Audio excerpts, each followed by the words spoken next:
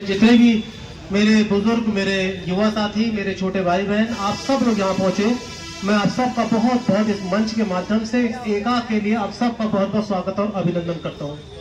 मैं सर्वप्रथम आप जो अभी डॉक्टर अंबेडकर मिशन फाउंडेशन की तरफ से एक ज्ञापन माननीय प्रधानमंत्री जी के नाम प्रेषित किया गया है, इस सबसे सहमति है आप सबकी? क्या ये बिंदु ठीक है?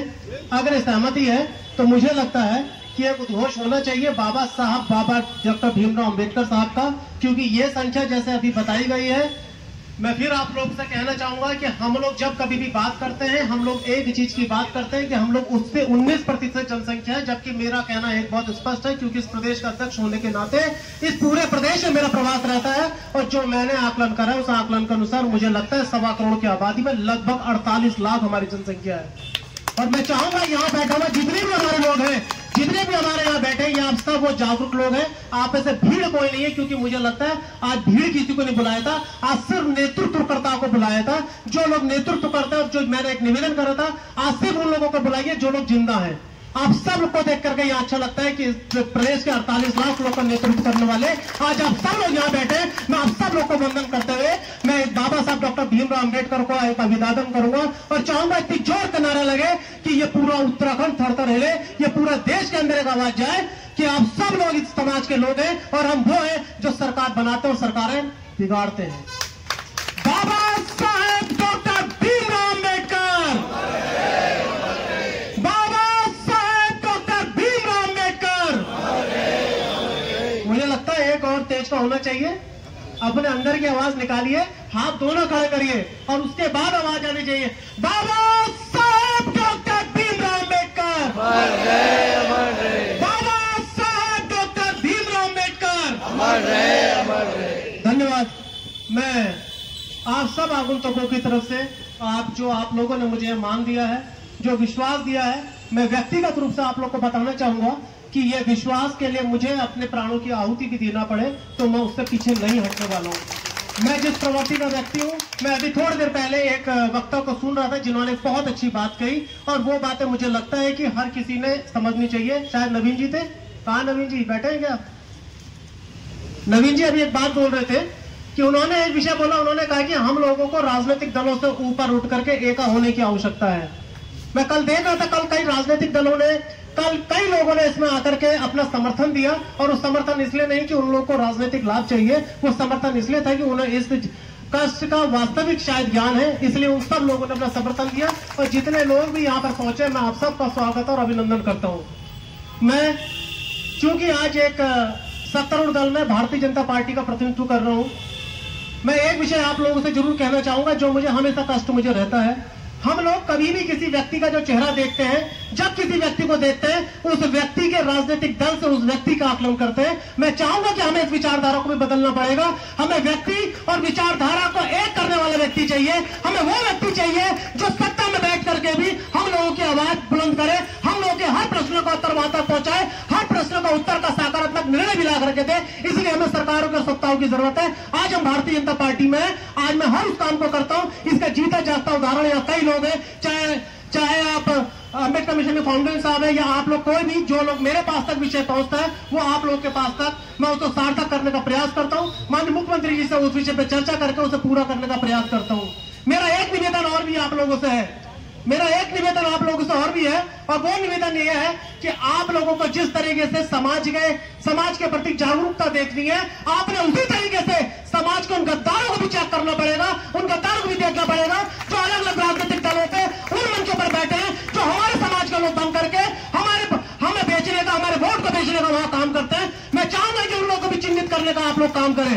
अभी बहुत बड़ी घटनाएं हुई है। अभी नवंबर 2022 में हल्दू चौड़ के पास एक हमारी 19 साल की बिटिया थी, नाम था उसका अंजलि आर्या। बस उसका दोष इतना था कि उसका नाम अंजलि के साथ आर्या लगा था। उस बच्ची को यही दबा दिया गया, उस बच्ची की गर्दन काट के छाती पर रख दी गई। लेकिन दुर्भाग्य का विषय है कि यहाँ जो लोग समाज की बात करते हैं, उनमें से समाज के जो सरकार ऊपर बैठे हुए लोग हैं, जो लोग जिम्मेदार अपने आप को मानते हैं, वो लोग वहां पर नहीं पहुंचे। मुझे इस बात का कष्ट है और मुझे खुशी इस बात की है कि पूरी चौकी को, वहां जो पुलिसकर्मी दोषी थे, उनको दंडित कराने का काम करने का मुझे अवसर मिला। उन लोगों को, उस बच्ची को 9 दिन के अंदर उसका जो उनकी अरेस्टिंग हुई, उन लोग को जेल भिजवाने का काम करा।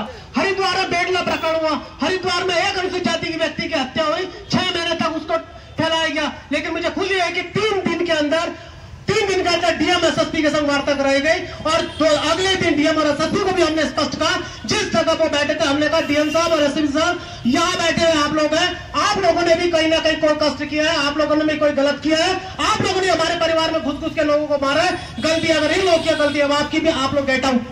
डीएम और एसपी को कमरे में बाहर निकला, हमने कहा अगली वार्ता होगी तो कमिश्नर और आईजी के साथ होगी।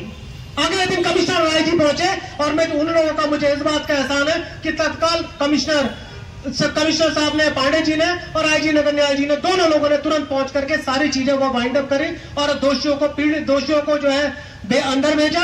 और जिन लोगों को जो 6 महीने से घर नहीं गए थे 25-25 हजार का इनाम घोषित कर दिया पूरे गांव के अंदर, सबको बाइक जब करी, सेम डे सेम कंडीशन, उसी जगह पे कॉम्प्रोमाइज कराएगा। मुझे दुख इस बात का होता है कि अभी की घटना मैं बता रहा हूं, ये सारी वो घटना मैं आपको गिना रहा हूं, मैं किसी सरकार की बात नहीं कर रहा हूं, लेकिन ये मेरे मन की पीड़ा है। अभी एक घटना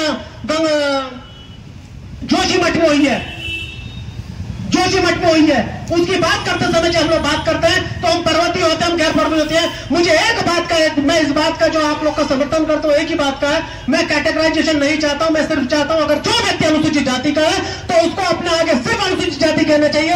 हम लोगों को डिवाइड एंड रूल के अकॉर्डिंग हम लोग को ना बंटना चाहिए और ना हमें बांटने का जो षड्यंत्र कर रहे हैं उन लोगों को भी मुंहतोड़ जवाब देना चाहिए।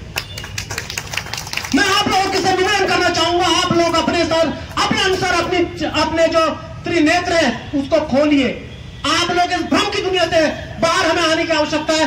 मैं जोशीमठ की बात कर रहा हूं, अभी जोशीमठ में कल ही मैंने एक मेरी फेसबुक आईडी आप सब लोग चेक करेगा, लेकिन दुख इस बात का होता है जब मैं खुला होकर के लिखता हूं तो उसमें लोगों को अपने कमेंट लिखने में, हमारे लोगों को अपने कमेंट लिखने में, उसे शेयर करने में, उसे लाइक करने में भी ये कष्ट होता है। तो ये ना हो कि फला व्यक्ति पढ़ ले जिसके लिए लिखा है, मैं तो वो व्यक्ति उसमें इतना करने को तैयार नहीं होते। मैं स्पष्ट कहना चाहता हूं कि हम किसी के खिलाफ नहीं है, मैं अपनी बात बता रहा हूं और मेरे ख्याल से सबकी भावनाएं ऐसी होंगी। हम किसी के खिलाफ नहीं है, हम किसी जाति के खिलाफ नहीं है, हम किसी धर्म के खिलाफ नहीं है, ऐसा ही है। और इस बात की जो अभी हमने बात करी, जैसे कि हमारे त्रिवेदी जी जो जज साहिबा है, वो जाति से ब्राह्मण है और मैं स्वीकारता हूं उनको कि वास्तव में ब्राह्मण है। उन्होंने ब्राह्मण होने का फर्ज, ब्राह्मण होने का अर्थ होता है विद्वान, जाति नहीं होती।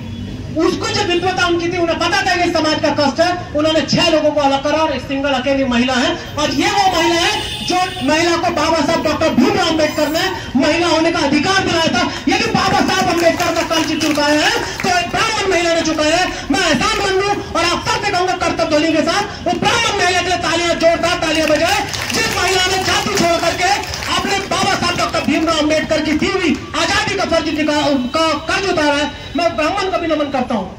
मैं आप सब लोग से निवेदन करना चाहता हूं, हम लोग अपने अपने स्थानों पर, जिन जगहों पर भी हैं, हम लोगों को एक होने की आवश्यकता है। मैं विश्वास दिला रहा हूं आज आपको इस मंच के माध्यम से, इस खुले मंच के माध्यम से। आज मेरी प्रांत की बैठक है, बड़ी बैठक है देहरादून में, इस समय पर चल रही है। इस पूरे प्रदेश का मैं नेतृत्व करना हूं, लेकिन मैंने सबसे निवेदन कर लिया, लिखित रूप से निवेदन करा कि मैं कल अपने परिवार में रहूंगा, मैं किसी राजनीतिक दल के लिए नहीं हूं। आज ये मेरे परिवार का दिन है। इस परिवार में बहुत सारे लोग ऐसे हैं, बहुत सारे लोग ऐसे आते हैं जो लोग अपनी सूक्ष्म राजनीति के लिए हम लोग को बेचने का काम करते हैं। मैं निवेदन करूंगा आप सबसे, आप सब बुद्धिजीवी लोग हैं, आप सब लोग उसका काम करेंगे, ऐसा मैं आप लोगों से विश्वास करता हूं। और मैं आप सब लोग यदि मेरी बात से सहमत है और मैं एक सहमत है तो दोनों हाथ उठाइए और एक घोष लगाइए बाबा साहब डॉक्टर भीमराव अम्बेडकर का।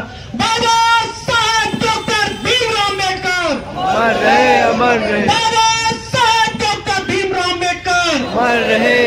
धन्यवाद। आप सब लोग यहाँ पर आए, आप सब लोग यहाँ पहुंचे, मैं आपका हृदय से वंदन करता हूं और विश्वास दिला रहा हूं इस मंच के माध्यम से आज आप सभी को कि जब कभी भी आपको मेरी आवश्यकता है या मेरे दायित्व की आवश्यकता है तो निसंकोच कभी ये मत सोचिएगा। मेरे चेहरे के अंदर, मेरे शरीर पर ये नीला रंग है, इस नीले रंग को पहचानिए। इस नीले रंग को पहनने से काम नहीं चलेगा, इस नीले रंग को महसूस करने से काम चलेगा। इस नीले रंग का अर्थ बाबा साहब डॉक्टर अम्बेडकर ने जो कहा है उसे समझने की हम सबको आवश्यकता है। आप सब विद्वान लोग यहाँ पर पहुंचे, मैं आप सबका भी अभिनंदन करता हूँ। आप सब लोग इस समाज की ताकत है। मैं आप सबके चरणों में वंदन करते हुए अपनी वाणी को विराम देता हूँ। बाबा साहब को नमन करता हूँ। बहुत बहुत धन्यवाद।